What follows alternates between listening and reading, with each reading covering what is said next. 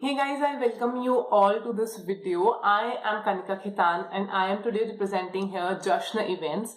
So today we are having an author interview or an author talk on our channel. The author that we have today is such a wonderful writer, and this is the book that we are going to talk about today, that is That Which Flows, written by Khaqan Sikander. Just look at this cover. This is such a beautiful cover and it is such a wonderful book that I have in my hand.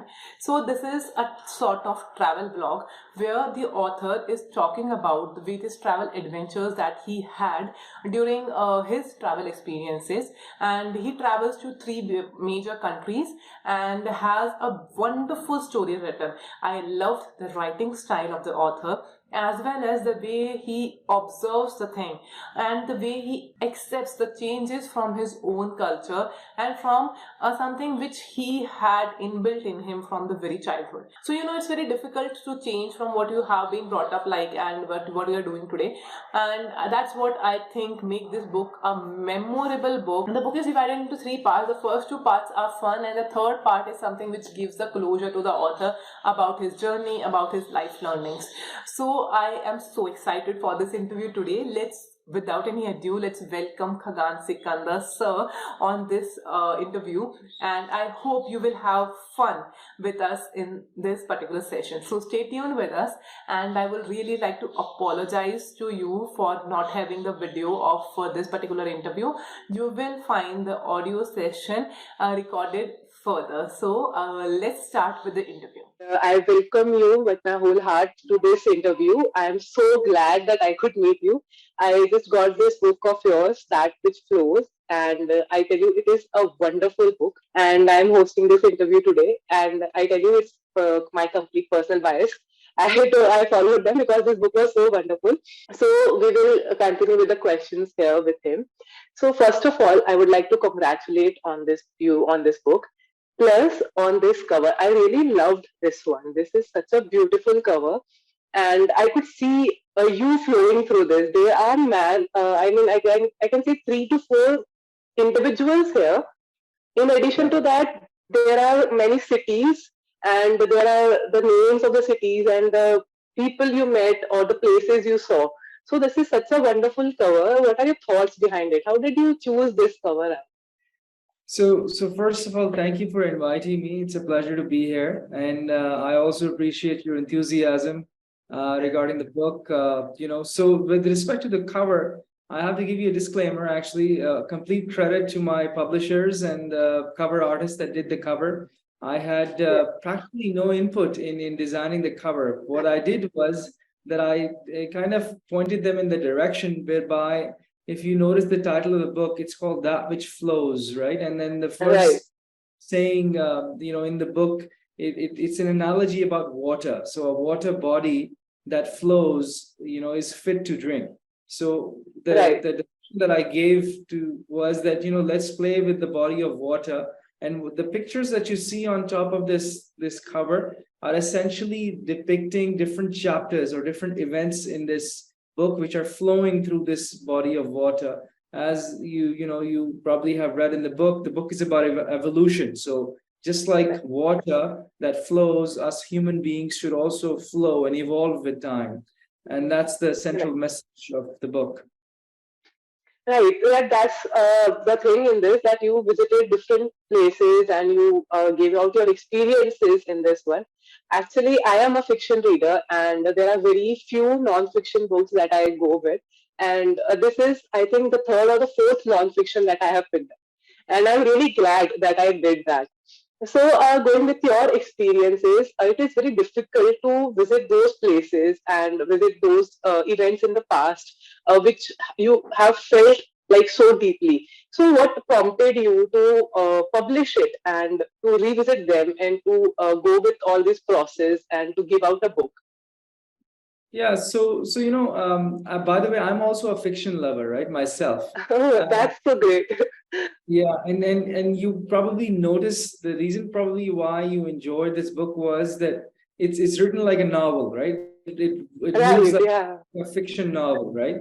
And that's correct. because of my own liking for that medium. With respect to how I decided and how this book came about, First of all, we have to understand that it took me a long time. So it took me 16 years to write this book. Wow, that's a considerably long time. That's right. That's right. And halfway through this book, probably, so I think for the first few years, I did not realize that I was sitting on a book, right? It was later on that I would say probably 3-4 years after, where this book starts. So this book starts in about 2006 in Beirut, Lebanon. And I think I started thinking seriously about this around 2010, that I should, put this in a book form. And at that time, I used to take notes, right? Now, I was writing for the sake of writing for myself.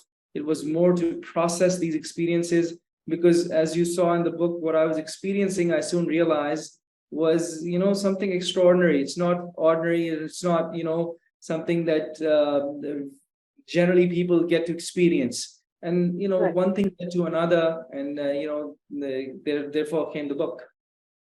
Yeah, I felt that when you were in Costa Rica, you were like, oh, everything is so ordinary, and I don't have the experience that I had in Lebanon. So that was going for a boring side of you, that no, I want something to happen and to note that down. So that was a thing that I noticed in this one. That is so true. That's a very good observation that you've made. So, I talk about this, that generally Costa Rica and that part of the world is extremely beautiful, by the way. And, it's like a paradise, right? So people go there for tourism. And I think what I had experienced through the refugee camp and the war in the Middle East, it had kind of blunted my senses, so my ability to enjoy life and simple pleasures of life. I guess at that point in my life, that ability was blunted. So when here I was in Costa Rica and this, part of Latin America, which have some of the most beautiful locations or spots that you can, and I wasn't able to enjoy it as much in the beginning. And I was, as you rightly said, I was addicted, I guess, to that adversity that I had experienced. And it's strange, because adversity is not something that you get addicted to, right? But, it had that effect on me. But that's the beauty of the book as well, because if a reader will travel the world with me, right? So as you. Yeah, I actually did. Yeah. So let me ask you, which part of the world did you most like? The beauty that you mentioned in Costa Rica, the translucent rivers and the forest and everything.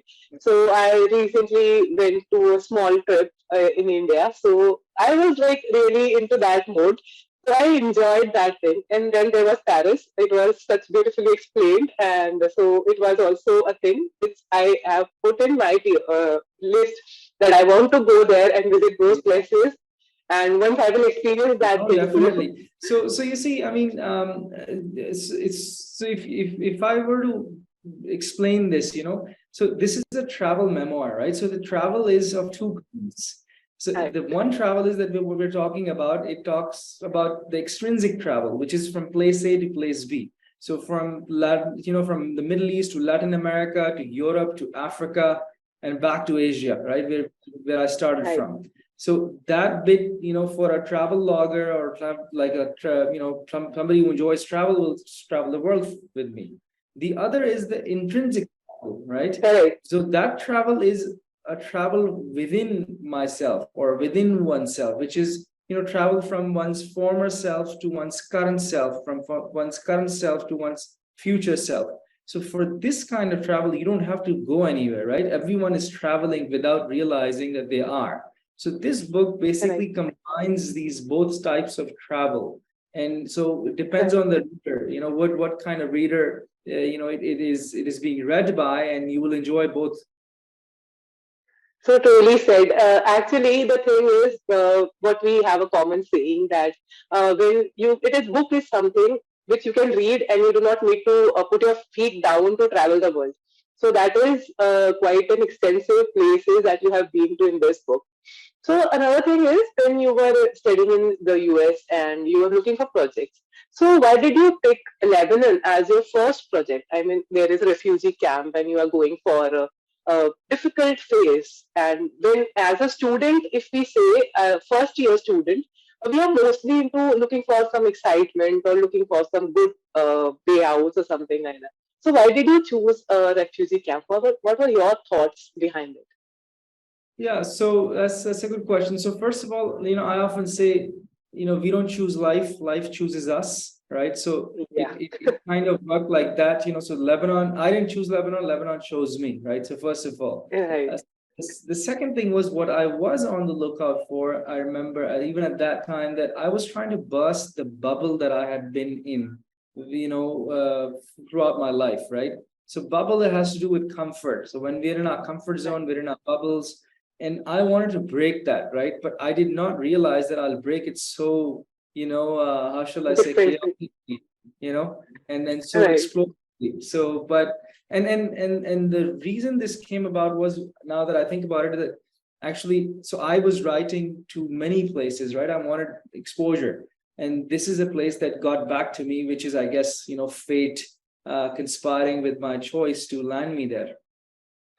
Right. You have mentioned it that I was shackled my own bias. Perhaps we all are. That was the very thing that struck me in that Lebanon chapter when you found the woman smoking, and that was really against your beliefs and against the thing that you were in, and the Yeah. way you accepted it, and then you put it in your life. That was really a wonderful thing in that episode, in that chapter. Yeah, And so yeah, so so you're right. Actually, I wanted to to say a few points on that. Actually, so when I talk about evolution, right, us flowing with time, human beings flowing like water. What I mean to say is that all of us are shackled by our biases, right, until we are right, confronted with the other, right. So, for instance, the society that I grew up in, I only knew one kind of life, right, or one way of being.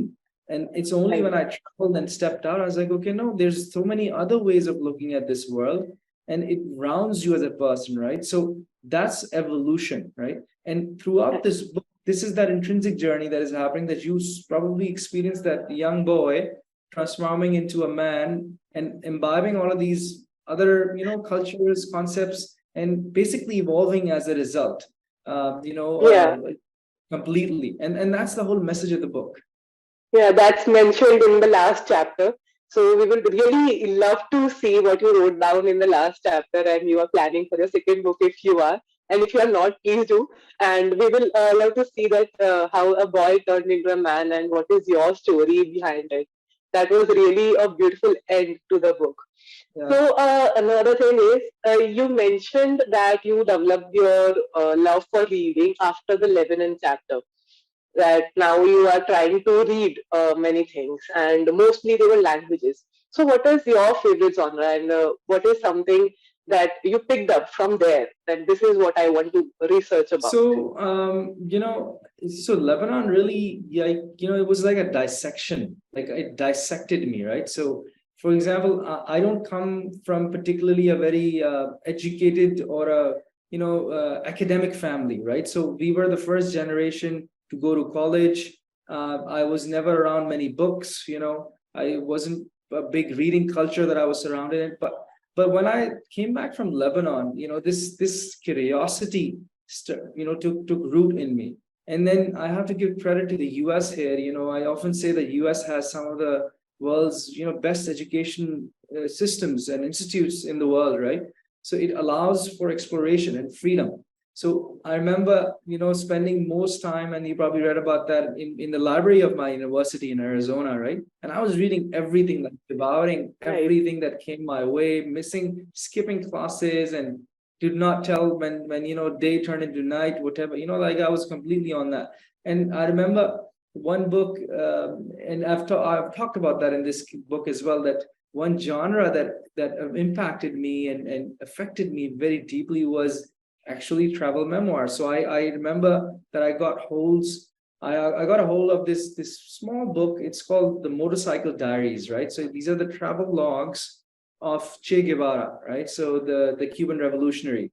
So he had written it in his college days. So I remember reading that book, and that completely inspired me. It's like it was so beautifully written, and then from there on the journey started, and basically led to everything and anything. But yeah, so that's what I recall from the college days. Okay. And you also mentioned that you have a love for languages. So I feel like I know of just a few languages, but I feel that in some languages we have such beautiful words, and there are some languages which hold a special place in our heart. So after learning so many languages, like you know Spanish, you have learned Arabic and English and everything. So which is your favorite language? And is there some words that you feel like yeah they are very close to my heart, and no matter which language I am speaking, these are the best words I know. So, it'll be hard to point out the words, but let me start with languages. So, yes, I did develop a love for languages. And the reason why it happened was that because language is just not a language. Language sees a doorway into an entire world, a culture, a history, Right, opens doors. And it just is right, it's a key to so much, right? And I started with Arabic, then I picked up Spanish, then I picked up French. And if you notice, my travels and my exposure then evolved in that way, right, right? I also have to say, by the way, that when I was studying these languages, I studied Urdu again, right? So, for example, I studied Urdu as a language, like the poetry and then the prose in it, and I found it to be very, very. I fell in love with it again, basically, right? And it was something that I never right. realized that I had, because I grew up with it. I can speak Urdu, whatever, but it's you never look at it from that lens. So so that's there, and I still carry that love for languages, and I mean, I can separate it for you in the sense that some languages are beautiful to the ear, some languages are beautiful to speak, and but there's beauty in all languages, and I think one should definitely aspire to learn as many as possible. Right. As for Urdu, we know that all the shairis and ghazals, they are best when written in Urdu and when spoken in that. So we feel a special connection with the poet when we listen to them. So that's something in that genre. But I Yeah, have heard that French is really a beautiful language. So when you have learned that, so yeah. is there something actually that way, or it's like some words which are very beautiful when spoken in French? Yeah, so French definitely is a beautiful language, and especially beautiful to the ear. It's difficult to kind of the pronunciation I struggled with, I remember, but Yeah. it's beautiful, and there's expressions in French that touch you. I think they're very expressive as a language. For example, even the word love, l'amour, right? So it's just the word, the stress on that, and how they pronounce, and there's this sweetness to the language. Right. So there's much diversity, and by the Europe I found beautiful for those reasons as well. I mean, it touched me in a way which was far deeper than the US touched me, right? Although I have Yeah. appreciation for the US as well because of the languages, the diversity of languages, culture in Europe, and French has a big role to play. So yeah. Yeah. So, what do you do when you are not into literature or not into writing? So if the question is that what do I do as in my normal day job? So I do have a day job, right? Okay. Um, I mean, I'm not a full-time writer. I run this, I run a multinational company. I have this professional Right. role. Okay. And I try and bring in writing in whichever form or way in capacity, even in my professional world, right? And Yeah. just so yeah, and I encourage that. I'm a true lover of the written word in whatever way or form it is used. So yeah, but right, this side of my life it keeps things interesting, and I love speaking about this side of my life to people such as yourself. Yeah. So that's so different. But any hobby or something like yeah, after writing, I will do this. Hobby. So I'm into physical activities. I feel that physical your sports and physical activity is very good for the mind and the body and the soul. So I'm an avid golfer. I golf a lot. Wow. Uh, you know, I That's I great. yeah, and I like to go to the gym. I mean, I like to remain fit. When you're in that zone, right? It's surreal, and it's something that is as if you're already almost not present, right? Right. Um, And then as I'm talking about this experience, because in my mind, I've now stepped back into that zone. I've forgotten your original question. I was just asking about the paragraph or something, some part Yeah. of the book that was your Yeah. favorite. So again, hard to point out, but I think that I enjoy whenever so I've never read my book. I've written my book. I haven't read Okay, it. Right? Either I've okay. edited it or written it. So, but when I do sometimes visit and back, in portions and pieces, I enjoy the opening of the book a lot. I don't know if you recall or not that analogy about the caterpillar and the butterfly. Right. I enjoy bits about Cuba. I think they mean a lot to me. Yeah. About sections on Paris, right? How I talk about Paris, I think Yeah, is it's second, love at second sight. yes, that's right. And let's just say I take a very unconventional approach to describe a city. How about that? Right.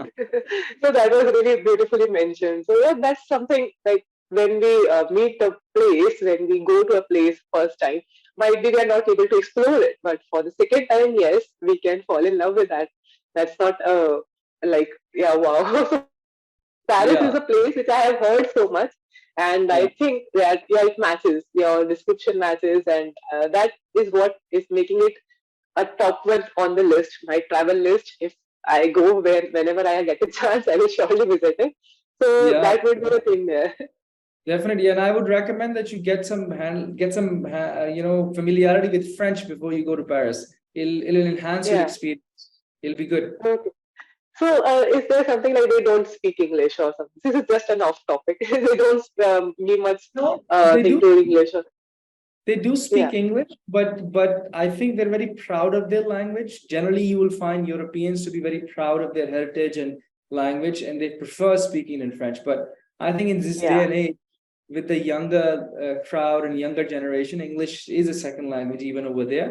Yeah. But if you go to let's say a cafe in Paris, best suited if you can order in French, but they will understand in English as well. I think so. Yeah, no, but I will surely try after hearing so much about French. I will surely try learning it. Not even perfect, then at least the basics. Sure, sure. Yeah. So, there is any message that you want to give to our listeners or the readers of your book? Well, so first of all, I would like to thank them for listening and tuning in and watching this. Secondly, I think that my message to them would be that essentially, if there are many messages in this book, but one of the biggest one is that learn to appreciate the other. That means that whether it's let's say whether it's India or Mexico or US or France, as human beings are more or less, we're very similar. We have the same value system. I think we should focus on what we share, our commonalities than our differences. And this book essentially talks about that. It makes a case for a more open world, more accepting world, more tolerant world, right?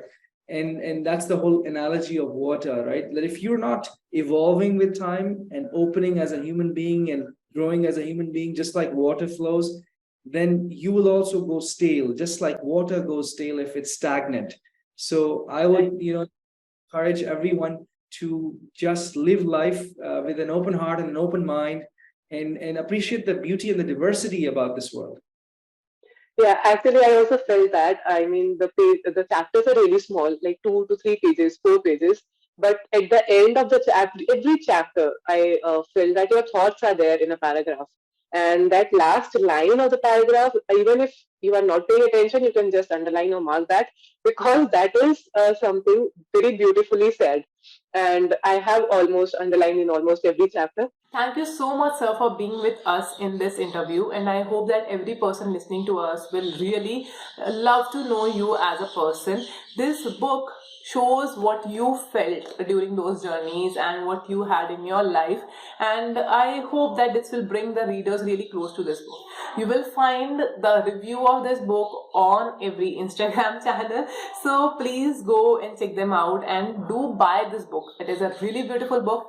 We will also provide you the links for the same, and I hope that you enjoy it as much as I did. we will like to request you to drop down your comments and your reviews so that we are motivated and we bring to you more such books. So we will see you in another video. Till then, stay tuned with us. Bye bye.